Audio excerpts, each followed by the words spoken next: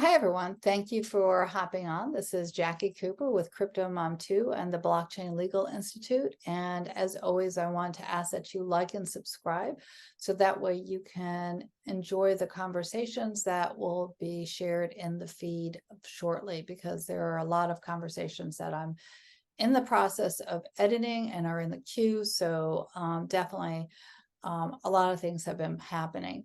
One of the things that I do want to share is to stay tuned for updates about our event that the Blockchain Legal Institute is hosting virtually. It's a digital event, and it is a global summit that will touch on a variety of topics from fintech to social good to artificial intelligence. And all that information will be shared in the next week with actually, I'll be doing a short recording so you can see a little bit more about how we're planning this, and you can hop in and register. It is free, so definitely check out www.bli.tools to register. And at that event, we're going to be having individuals from around the world talking about a variety of topics. Today, I have a guest on that I have had many conversations with. The Blockchain Legal Institute actually has a partnership with the Anti-Human Trafficking Intelligence Initiative. And that is a topic that is close to my heart. I have volunteered with a charity for a number of years that also focuses on protecting children, as well as protecting individuals from the idea of physical, emotional, and other types of harm. So this is something that both as a lawyer, as well as an educator, as well as a parent, I think is really important for everyone to be eyes wide open to. And, again, these type of situations happen not just, yes, in the physical world for sure, but also online. And so we all need to be proactive. And when the internet first started, I remember there was a lot of uproar about safety and concerns. And now that we've kind of been in the online world for so long, I think we've kind of gotten neutralized as to how to be aware, what protections are there for our children, who are they communicating with, and do we know really who we're communicating with? And especially now that there are a lot of online dating apps, again, different types of profiles can be made. And it's sometimes we want our privacy, and we might create a fake profile, but sometimes we want to know who are we communicating with. So with all that, I'm going to hop over to Christopher, who I've talked with before. And we're going to talk about a topic that is really important for everyone to think about and to be aware of, whether you're single, whether you're as a couple, whether you're a family. It doesn't matter. You need to be aware of what's going on so that way you can be proactive in your local community as well as the international community, because as I say at the end of all my shows, we are very interconnected, and now more than ever, because of the fact that through a hop, skip, and a jump, we can Zoom with someone, or text them or WhatsApp them, whatever. So with that, Christopher, how are you doing today? Because we have a serious topic to talk about, but I think it's really important for people to stay on to the end and learn from you. How are you doing? Oh, I'm fantastic. How are you today, Jackie? I'm doing good. I'm doing good. I mean, as you know, I teach in an elementary school at the moment. And so every morning I see these innocent little faces that I'm working with. And that inspires me to share information like this, because I want to keep them safe and I want to keep them innocent. So let's get into the meat of this. What are we going to be talking about today? Uh, Today's topic is really kind of near and dear to my heart as well because I care about not only my family, but also my country, as well as the health, welfare, and well being of every human being on the face of the planet. Mhm. And pig butchering has an impact on all of those areas. And I can guarantee that because I've looked at a number of these types of organizations and know that they are not limited by boundaries or borders. So we'll start off with a brief explanation of what pig butchering is so that Yeah. everyone is understanding that it's not just an animal being slain in a butcher shop and being taken apart. It's the title pig butchering comes because in these types of organized crime activities, it's individuals being attacked from multiple perspectives and for multiple purposes and uses. So it's an all-in-one type criminal organization, and it's centered around the term is financial grooming. So financial grooming is really if you've ever been on any social media platform or you have a cell phone and email address, you get that one-off email or text message, or someone hits you on Facebook or LinkedIn out of nowhere. Like, you don't know this person. They just pop into your feed and start talking to you. Then you've probably seen firsthand the very beginning of financial grooming. And what these individuals are doing is they are preparing their intended victim through a process known as grooming, right? They're building that relationship, that rapport, that trust, right? They're getting to that point where what they tell a person has value, so that that person will act on what they're told, and primarily within the financial space and primarily within the cryptocurrency space, because the whole purpose of the crime is to get that person to invest in cryptocurrency. They want you to buy Bitcoin, Ethereum, Monero, Litecoin, or whatever version of crypto that they're focusing on, and they want you to keep buying that cryptocurrency. So it's not like they just come at you and they buy you. You make a purchase and then that's it. They run off with your money. No, their intention is to take as much money as they can from you. I'm I've gonna, seen them. I'm gonna interrupt you for a quick second. I just want to, there are two things I want to do. As all the shows are, not legal advice, not financial investment advice, nor, any other sort of advice from that perspective. But I do want to have us clarify, there is nothing illegal with investing in Bitcoin, or depending upon the country that you might be in. But there's nothing illegal investing in Bitcoin or cryptocurrency. What we're talking about are the actions following the grooming that happens. So why don't you continue? I just want to kind of clarify, because some people might be new to crypto and might think, oh, well, then all crypto is illegal or, nefarious. No, there's not necessarily something that's wrong with Ethereum or Bitcoin or the cryptocurrency. This is the behaviors of people surrounding this who are looking at trying to con you out of your funds and other situations that might happen to you physically. No, that's absolutely correct, and thanks for clarifying that. I don't want to put a bad light or shed a bad light on cryptocurrency, because it's not exactly a bad thing, right? It's not illegal to invest in it. Depending on your jurisdiction and the country you live in, you always want to abide by whatever regulations are in place around cryptocurrency. And the same actions can happen with fiat. So again, there have been individuals who have given their life savings, their dollar life savings, or maybe euro life savings to individuals that have conned them through that too. So now individuals are moving from the traditional banking world to this other world. And so again, it's just happens to be the tool that they're using. So I'll let you continue from that. And yeah, to complete that picture, this scam is a hybrid scam, because not only does it involve cryptocurrency, it also involves fiat currency and large amounts of fiat currency. Because as you know, cryptocurrency as a whole isn't always having or maintaining a value when it's on the blockchain or in someone's wallet, right? The intended purpose of the cryptocurrency is to share value or property, depending on how it's defined in whatever jurisdiction you live in. But it has that value, or it is a property that has value. And when it leaves the blockchain, it becomes fiat currency again. Depending on where you're at and how you do it, will depend on how much value it is. included in that transaction. But this is a hybrid type situation. Because initially, yes, when they approach the victims, they groom them, they get them to invest in cryptocurrency. And then next thing you know, because the application that they directed the victim to is a part of the scam, they have control of that environment.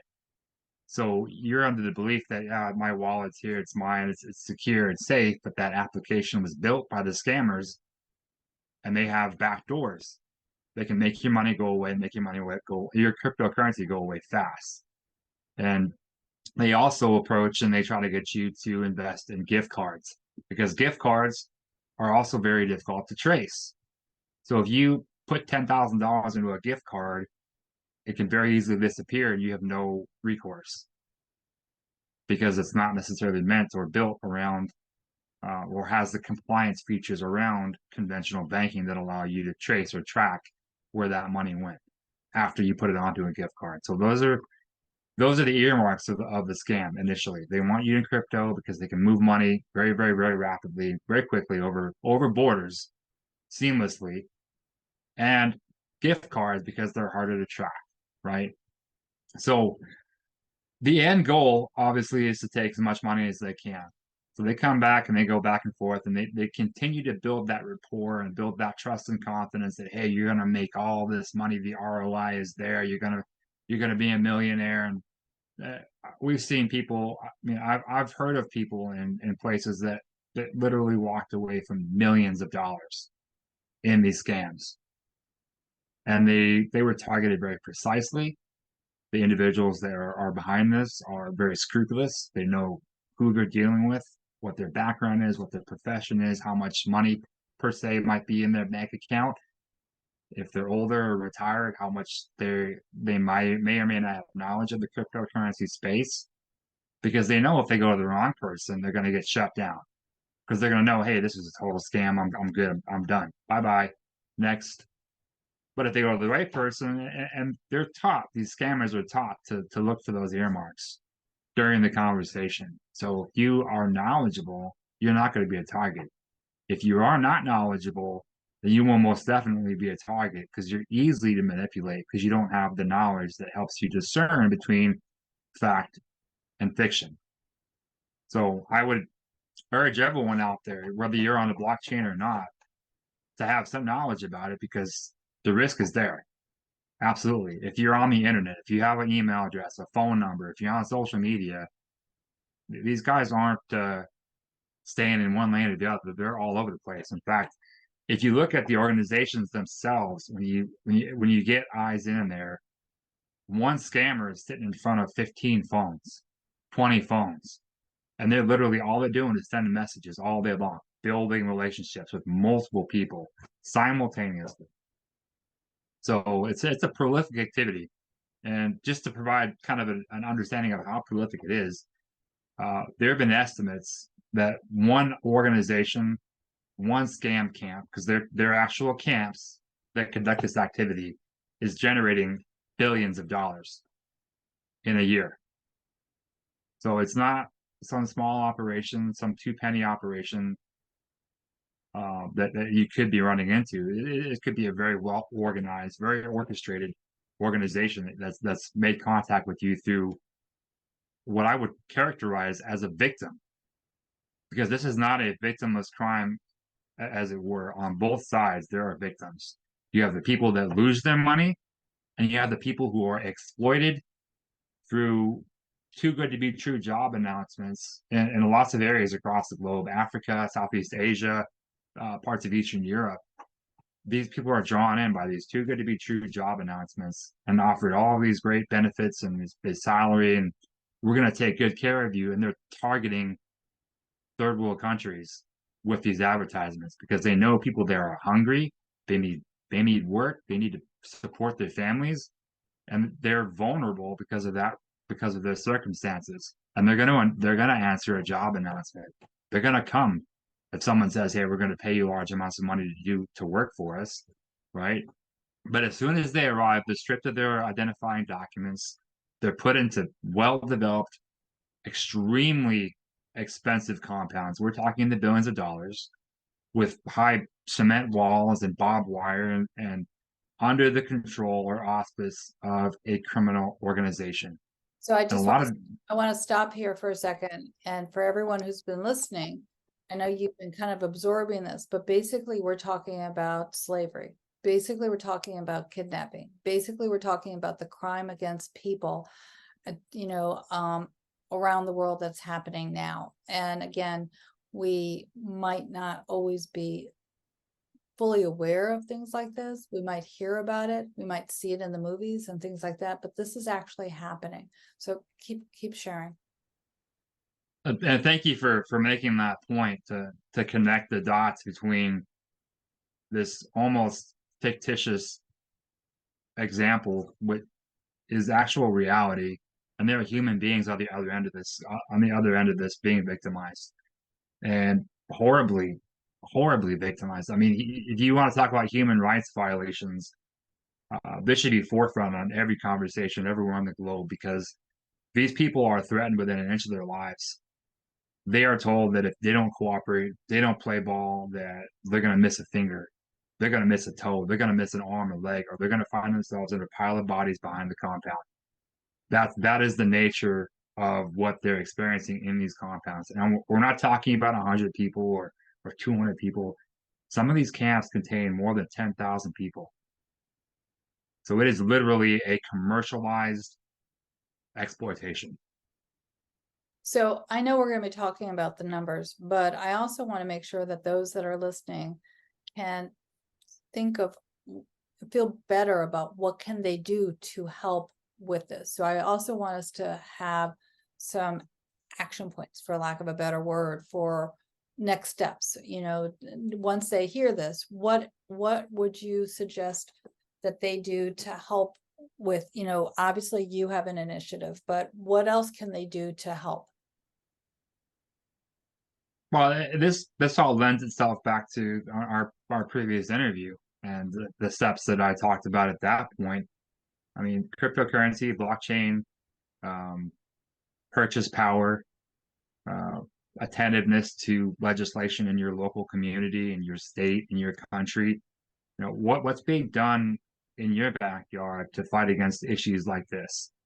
And if you're aware of something like this that might be going on in your backyard, or you have a friend who's been affected by this directly, then even more reason to step forward and communicate with law enforcement, communicate with NGOs like the one I work for, the Anti-Human Trafficking Intelligence Initiative. I mean, there are avenues to report this stuff anonymously, but it still has an impact on solving or correcting that issue.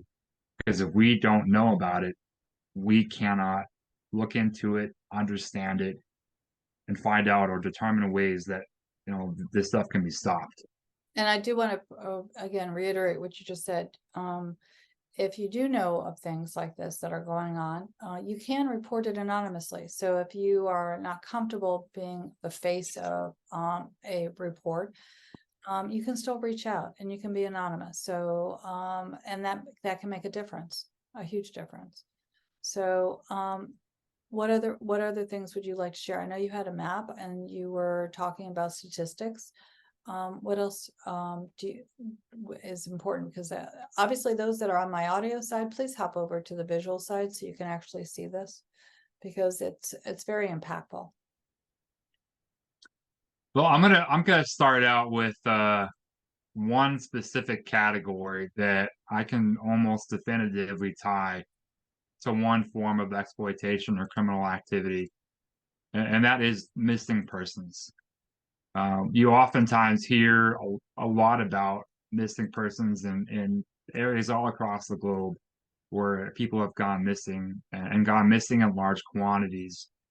And it was kind of the start point for building a geospatial intelligence map, was the missing persons.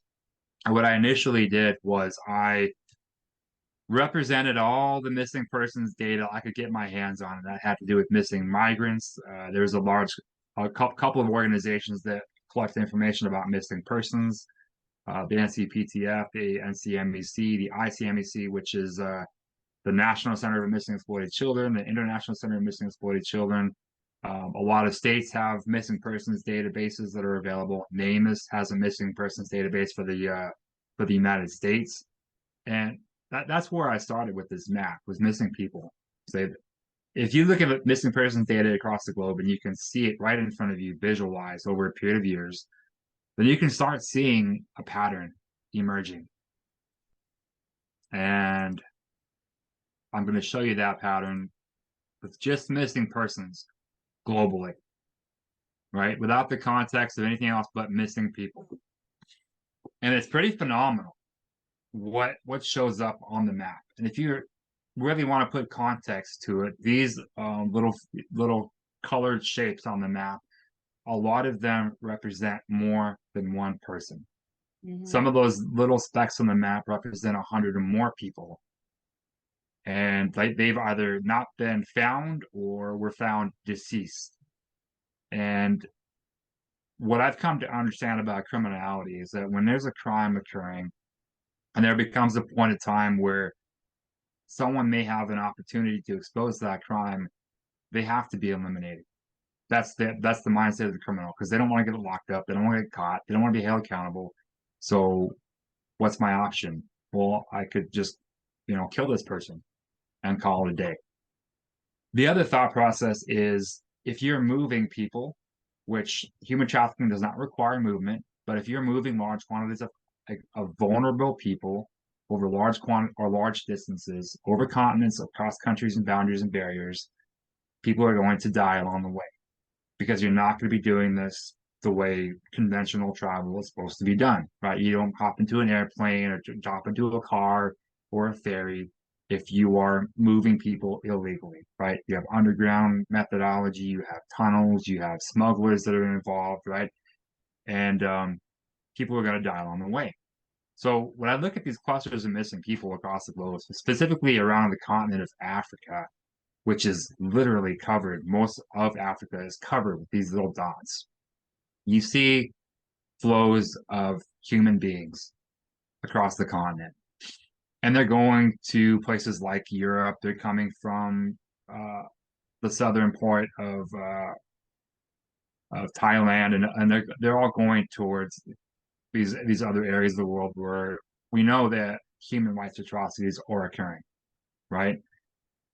For whatever reason, these people decided to move from where they were living to these other places. It's very hard to determine that because there are so many variables in play. However, what you can do is, if you start putting the context of human trafficking in it, and unfortunately I only have data around the United States with that specific topic in mind, but it starts painting a picture for you. And I've got 7 years of data from the United States as far as human trafficking goes. And we're talking international borders and boundaries. So I wanna show those international borders and boundaries. Yep. Okay. Do you have a flow of people coming south? And they're most likely headed north. We all hear about the southern border quite often, unfortunately, and the issues that are going on down there. And I can't point blame at any one person or organization for why this is happening, because it's too big, right? You have to spend an enormous amount of time to really start pointing fingers as to why this is happening. What I want you to understand is that it is happening, right? People are moving point A to point B. They're moving towards international borders and boundaries, and then, bam, they're all of a sudden dead or missing. Okay, and as you might be aware, or maybe you're not aware, Mexico is a breeding ground for criminal activity. All of you probably heard of the cartels. There's 16 of them down there operating, and they're all in the trafficking space, whether they're trafficking narcotics or human beings or firearms. That's where they get their bread. That's their bread and butter. That's how they make their money, right? So we put it in that kind of context. People are moving, they're disappearing, and they're disappearing in and around areas where organized crime is present, right? So this is the United States. We go over here to Europe. We see the same kind of flow, right? You see people coming from Africa or going to Africa, and they're heading towards Europe. There's a lot of organized crime there in Europe as well, right? So you have the mafias, the mobs, the Albanian and Italian mob. They're pretty prolific and present all over Europe. and they're involved in the drug trade, they're involved in exploitation, and here we are with all these people that have gone missing or are dead and deceased that are seemingly traveling to that particular area of the world, or they're going down to Africa, which we know again is ripe with exploitation. I don't know how familiar all of you are with current events, but if you know anything about cobalt, you know that cobalt is a very, very available material in Africa, and it is being mined in excess by a number of companies who are making hand over foot because they're not paying a labor force. People are being forced to go work at these mines, and they're working 16, 20 hours, some of them, and a lot of them are kids. So to put a little bit more context and kind of shift our focus onto our primary topic of this pig butchering situation, I'm going to give you a really quick glimpse into one investigation, and I'm not going to share a lot of details because this is still ongoing. We're still working through the facts and information for it. But the yellow dots here represent what we believe to be a pig butchering compound. Okay. And a lot of them are moving away from a particular area and moving towards another location. And what that indicates to us is because they're online, they're using the internet, they're facilitating a lot of the scams through social media, email, phone number, is that they're on the digital infrastructure of the globe. All right, the originating behavior is in Nigeria, but it's showing up in other parts of the digital infrastructure of the globe, which is indicative of what's happening, right? Because they're not just sitting there and targeting people in Nigeria, they're targeting people all over the world, all over the globe, which means they have to use the various nodes that exist within the digital infrastructure of the World Wide Web to accomplish what they want to accomplish, and that's to scam money out of people, right? And it makes sense again that they've been doing it in Africa because there's a large surplus of vulnerable people in Africa. There's a ton of destabilized, unstable nation states, failed states, countries that don't have real strong government structure, don't have real strong law enforcement within them. So if you want to do something at scale, you're going to do it somewhere where no one's going to be there to stop you from doing what you're doing, right? It's the predator prey model. The predators are going to hit the herd in the back end with all the sick animals and the slow animals and the young animals, right? Our criminals involved in pig butchering are in the same frame of mind. They're going to find victims where they're most available and where their criminal activity is going to be least hindered or held up, right? It's pretty amazing.